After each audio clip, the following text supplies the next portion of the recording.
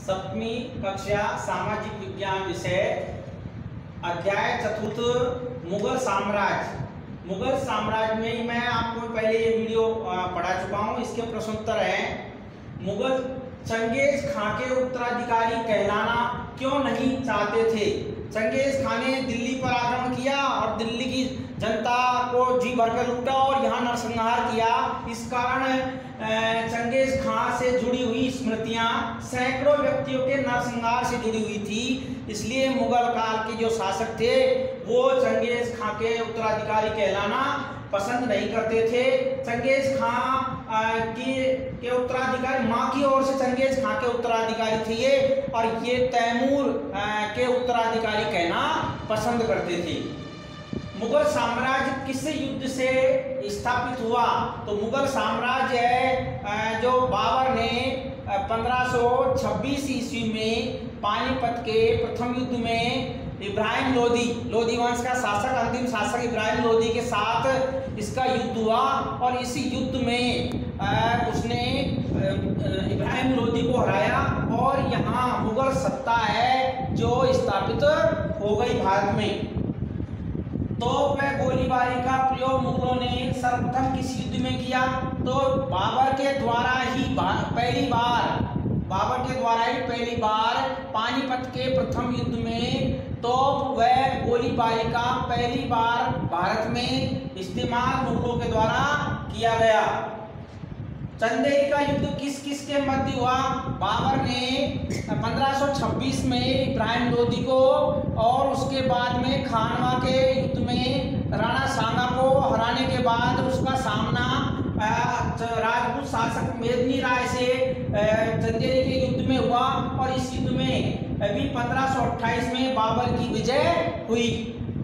यहाँ से जो भारत में सत्ता है, जो मुगल साम्राज्य की सत्ता निश्चित रूप से यहाँ पूर्णतः स्थापित हो गई।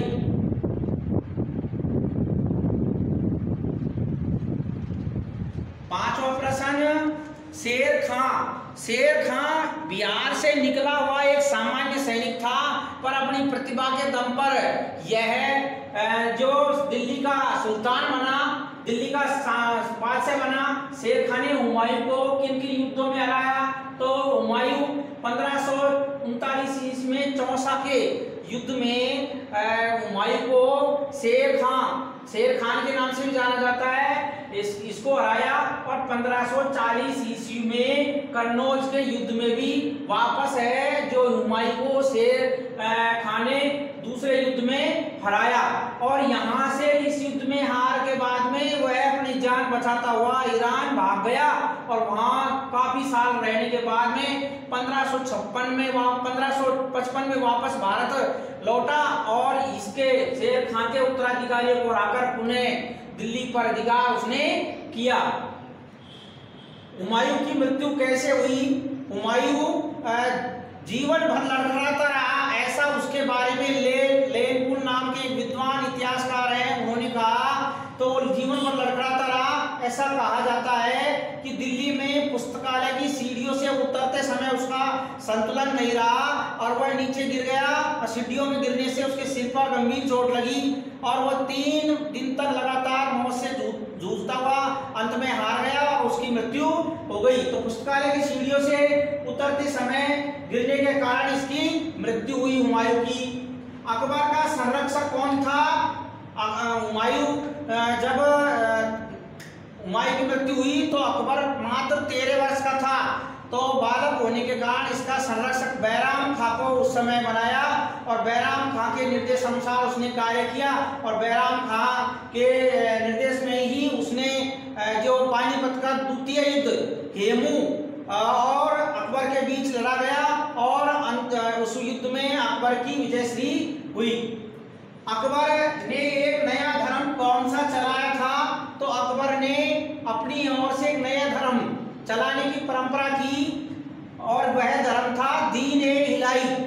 इसको कई मुसलमानों ने तो अपनाया, परंतु एकमात्र जो हिंदू राजा था वह बीरबल था, जो नवरत्नों में से एक था। उसने पहली बार इसी को हिंदू ने इस धर्म को अपनाया। तो दीन-ए-इलाही है जो धर्म उसने चलाया। अकबर ने फतेहपुर सीकरी में सभी धर्मों के विद्वानों से चर्चा के लिए किसकी स्थापना की? सभी धर्मों में समन्वय स्थापित करने के लिए अकबर ने इबादत खाने की स्थापना है, जो फतेहपुर सीकरी में उसने इबादत खाने की स्थापना की। यहाँ सभी धर्मों के धर्मगुरु हैं जो वहाँ एकत्रित होते और उनसे अकबर चर्चा करता, और चर्चा करने के बाद और वह धर्मों के साथ समन्वय स्थापित करने का प्रयास करता।